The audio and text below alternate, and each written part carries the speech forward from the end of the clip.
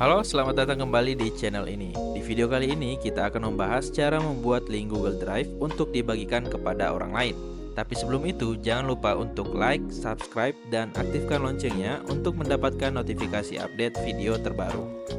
Tanpa berlama-lama, mari kita mulai langkah-langkahnya. Pastikan kita sudah membuka Google Drive melalui browser di komputer, PC, atau laptop. Pertama-tama, kita buat sebuah folder yang akan kita bagikan. Di sini foldernya saya kasih nama berbagi.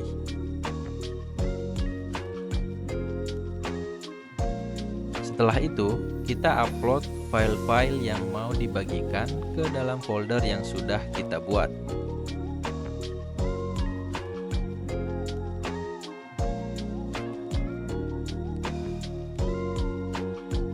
Tunggu hingga proses uploadnya selesai.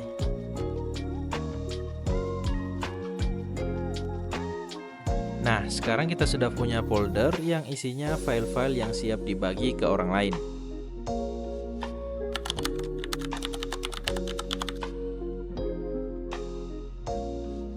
Untuk membagikan link, caranya gampang. Klik kanan pada folder berbagi, kemudian pilih share dan copy link. Atau cara yang lebih mudah, buka foldernya dan copy link yang ada di address bar.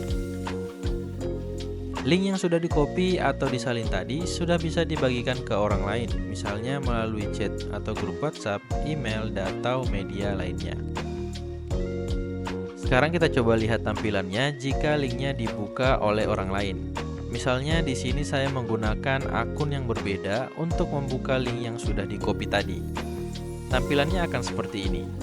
Aksesnya terbatas dan orang lain perlu membuat request untuk mengakses link tersebut. Nah, bagaimana cara membuka aksesnya agar orang lain bisa melihat isi folder yang kita bagikan?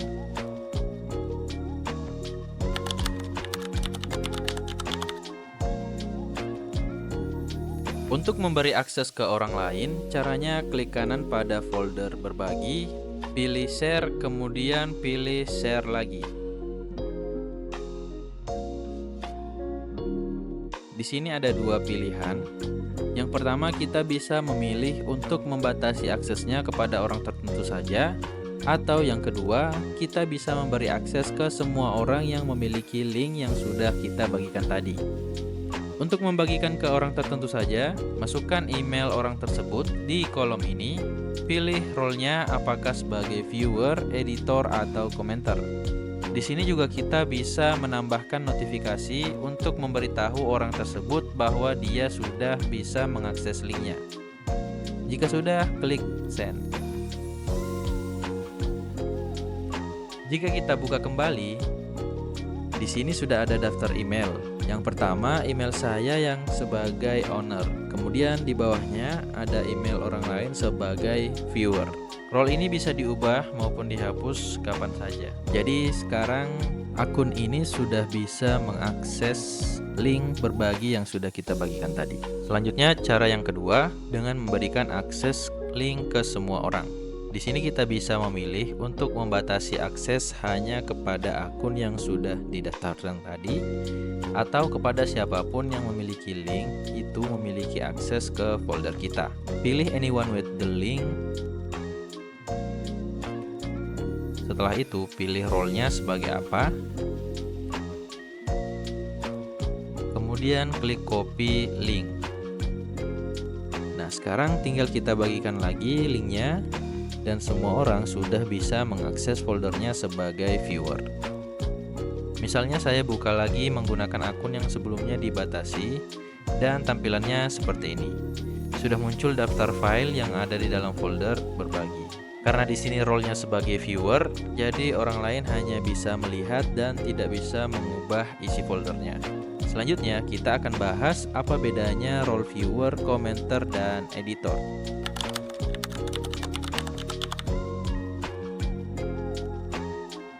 Sekarang, bagaimana sih caranya agar file yang kita bagikan tetap aman?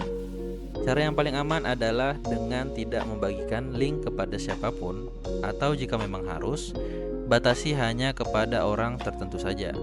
Tinggal tambahkan emailnya secara langsung di kolom ini. Selanjutnya, jika Anda ingin membagikan akses ke folder atau file, tetapi Anda tidak tahu siapa yang akan membukanya. Namun, Anda tidak ingin orang lain sembarangan mengubah isi file tersebut. Anda bisa memilih peran viewer atau komentar. Lalu, apa bedanya viewer dan komentar? Viewer hanya bisa melihat isi file, serta bisa mengunduh atau menyalin ke Google Drive mereka sendiri. Sedangkan komentar memiliki akses yang sama seperti viewer, ditambah kemampuan untuk memberikan komentar atau saran langsung di dalam dokumen yang dibagikan. Namun, perlu diingat, baik viewer maupun komentar tetap bisa mengunduh atau menyalin file ke akun mereka sendiri. Artinya, mereka tetap bisa mengedit file tersebut di komputer atau akun mereka setelah ditasalin. Oleh karena itu, berhati-hatilah jangan sampai file yang Anda bagikan disalahgunakan, misalnya untuk menyebarkan hoaks atau konten menyesatkan lainnya. Sebaiknya bagikan file yang memang aman dan bertujuan untuk dibagikan, seperti template, dokumen panduan, atau materi umum. Terakhir, ada peran editor.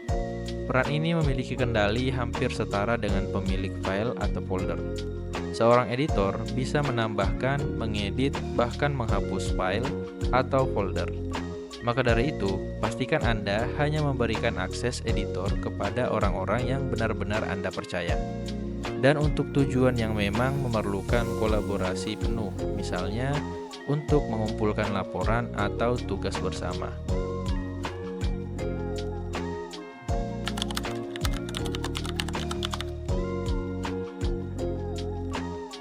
Sepanjang video ini, kita sudah melihat ketika folder dibagikan, seluruh file di dalamnya akan terlihat. Selain membagikan folder, kita juga bisa membagikan file secara langsung. Jika yang dibagikan file, orang lain tidak akan bisa melihat file lain yang ada di dalam folder yang sama dengan file tersebut. Begitu pula dengan folder, jika yang dibagikan adalah folder, orang lain bisa melihat isinya, namun tidak bisa melihat folder atau file lain di luarnya.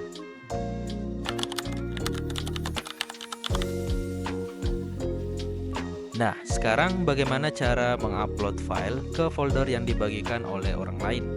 Untuk mengupload file, kita perlu akses folder tersebut sebagai editor. Misalnya di sini saya buat sebuah folder baru yang namanya adalah tugas. Kemudian kita bagikan sebagai editor.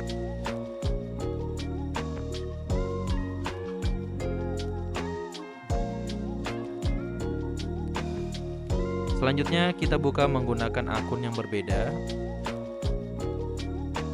Untuk mengupload file, klik new, pilih file upload, kemudian pilih file yang ingin diupload. Tunggu hingga selesai.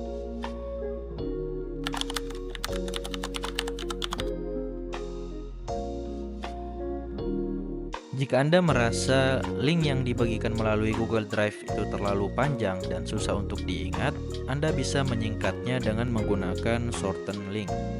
Ada banyak jenisnya di internet, tapi di sini saya menggunakan tinyurl.com. Tinggal cari di Google dan pilih yang paling atas.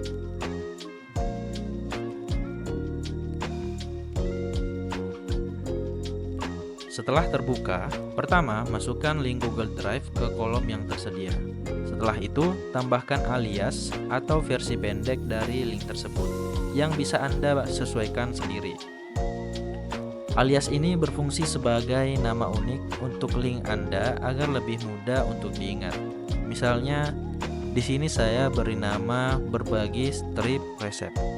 Maka link yang dihasilkan nantinya akan menjadi tinyurl.com/berbagi-resep. Link ini jauh lebih ringkas dan praktis untuk dibagikan.